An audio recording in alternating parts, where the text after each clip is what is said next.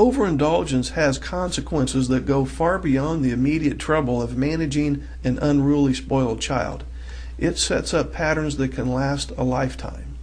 The greatest disadvantage that overindulged kids face is the fact that they haven't learned to work for something that they really want. There's no work ethic, there's no lesson to really strive for something. Since overindulged kids usually get what they want through manipulation, they have developed a very dysfunctional way of relating to people. And we don't want them to carry this dysfunction into their adulthood.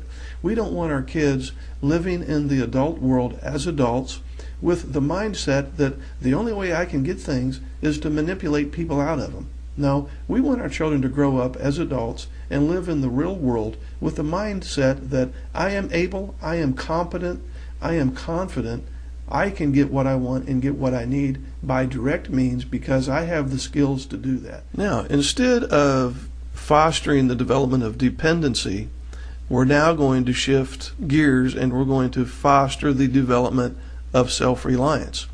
Now, self-reliance is a core solution. The reason being is because if you have a child who's self-reliant, you have a child who for the most part is not disrespectful at home or at school. You have a child who for the most part is not destroying property or getting bad grades or picking on their siblings.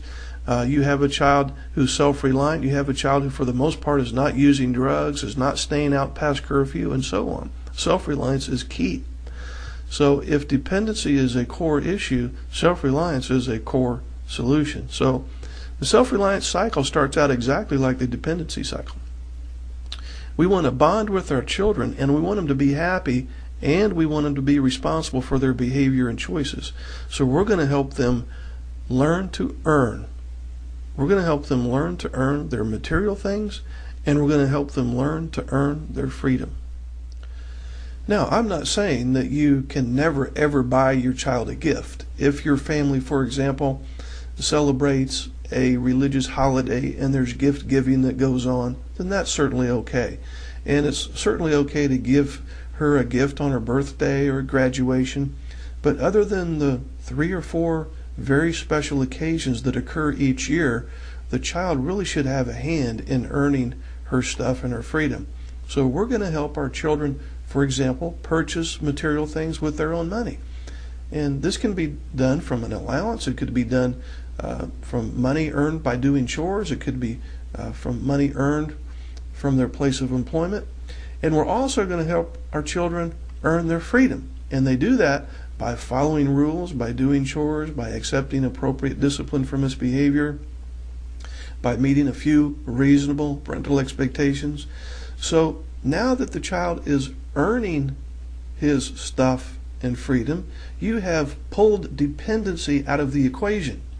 So if you remove dependency, you remove resentment. You remove the sense of entitlement. You remove this insatiable appetite for more stuff and freedom.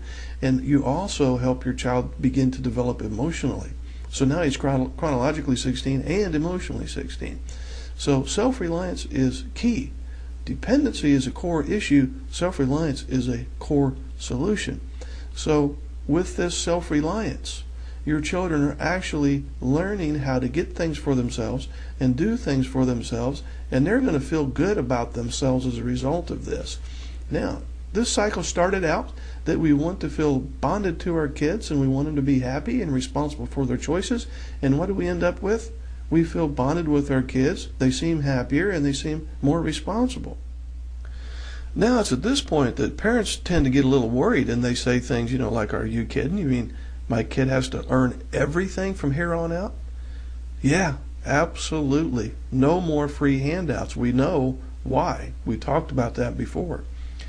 As soon as you give one free handout, your child is going to expect a second free handout, and then a third, and now you're right back to square one. You don't want to go back there again.